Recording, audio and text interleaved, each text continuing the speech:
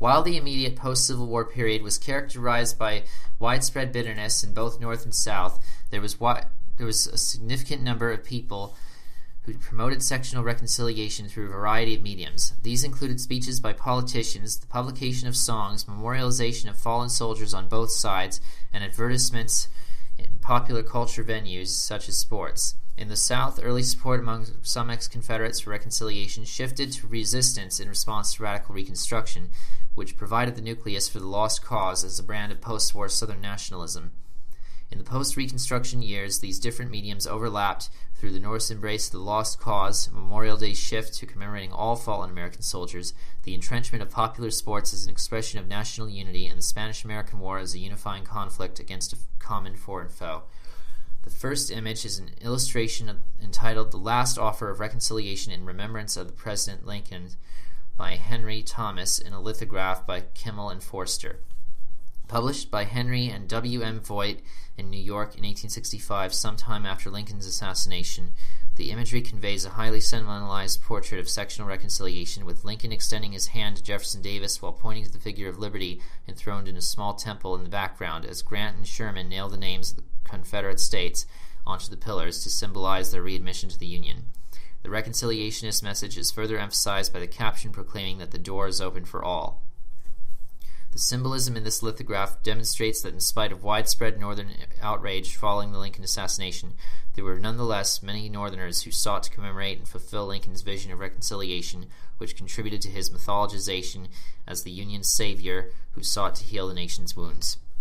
The next image is the cover for The Duties of Defeat, a speech delivered by North Carolina's former Confederate Governor Zebulon Vance at UNC Chapel Hill in June 1866. In the speech, Vance urged North Carolinians to accept the consequences of defeat and show renewed loyalty to the Union, praising President Andrew Johnson's policies for enabling Southerners to begin to see how it is possible to love our whole country once more. At the same time, Vance also articulates a distinctly Southern post-war nationalism by emphasizing the uniqueness of Southern suffering and calling for the proper reinterment of fallen Confederate soldiers as testimony to our love for our own blood. In the process, he establishes elements of the future Lost Cause narrative. Since Vance approved of President Johnson's leniency toward the South, the speech indicates that at this point in Reconstruction, he may have considered post-war Southern nationalism reconcilable with loyalty to the Union before it became an expression of resistance in response to radical Reconstruction, which Vance opposed as leader of the conservatives. The third image features text from ex-Confederate General Nathan Bedford Forrest's speech to the Independent Order of Pole Bearers, an African-American organization, on July 4, 1875 in Memphis, Tennessee. Forrest projects a tone of racial reconciliation by presenting himself as a friend of the colored race, who desires to help them advance socially and economically and urges them to vote responsibly. While most ex-Confederate opponents of Reconstruction shunned racial reconciliation, the speech demonstrates that some ex-Confederates endorsed it as a means to secure black acceptance of renewed Democratic control in the South. Furthermore, Forrest's paternalistic tone reflects both the personal and broader goals of rehabilitating his reputation and that of the Confederate Army, which became an important component of sectional reconciliation and the Lost Cause. The fourth image features the cover for Garlands of Peace, a song composed by Samuel M. Loretz, Jr., in 1880 as a dedication to the fallen soldiers of both sides in the Civil War. Published for Decoration Day, the national holiday which became Memorial Day, the song reflected the widespread shift towards sectional reconciliation in the aftermath of Reconstruction, since its lyrics called on mourners to decorate the Union blue and Confederate gray uniforms with flowers so that they would be indistinguishable. With the North's embrace of the Lost Cause as a commemoration of Confederate valor, the sentiments expressed in Garlands of Peace and other songs helped to shape Memorial Day's establishment as a national rather than sectional holiday in which all American soldiers were honored, further advancing the process of sectional reconciliation.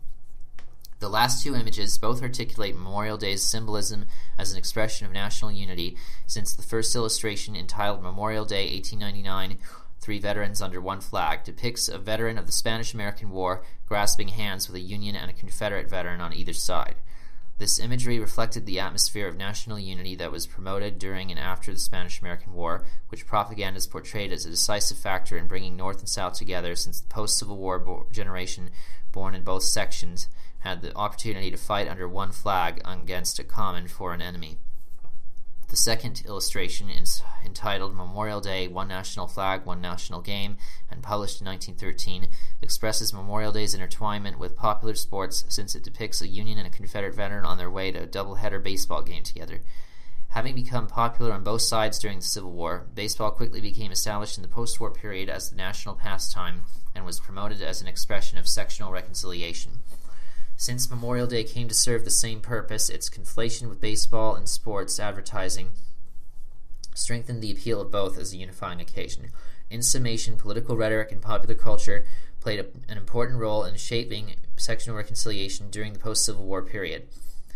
While the lost cause gained traction as an expression of Southern nationalism in reaction to Reconstruction, its subsequent acceptance by Northerners overlapped with Memorial Day as a contribution to reconciliation, since both commemorated American soldiers who had died in the conflict, in effect influencing Memorial Day's shift to a national connotation, which has persisted to this day.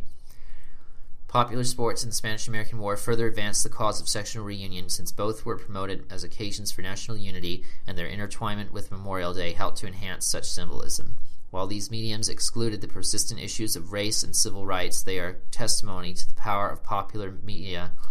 in shaping a new post-war American nationalism that transcended sectional boundaries.